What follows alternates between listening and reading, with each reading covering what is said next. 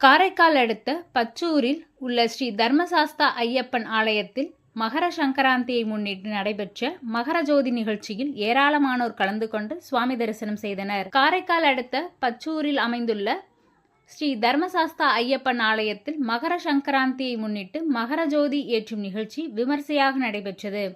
விழாவை முன்னிட்டு ஆலயத்தில் எழுந்தருளியுள்ள கன்னிமூல கணபதி ஐயப்பன், ஸ்ரீ மஞ்சமாதா ஆகிய தெய்வங்களுக்கு சிறப்பு அபிஷேக ஆராதனை நடைபெற்றது. அதனைத் தொடர்ந்து கேரள மாநிலத்தில் சபரிமலையில் மகரஜோதி ஏற்றும் நிகழ்வை இங்கு நிகழ்த்தி காட்டினர்.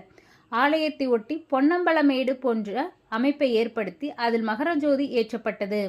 மகரஜோதி தரிசன நிகழ்ச்சியில் ஏராளமான பக்தர்கள் கலந்து கொண்டு சுவாமியே சரணம் ஐயப்பா என சரணகோஷம் எழுப்பி சுவாமி தரிசனம் செய்தனர்.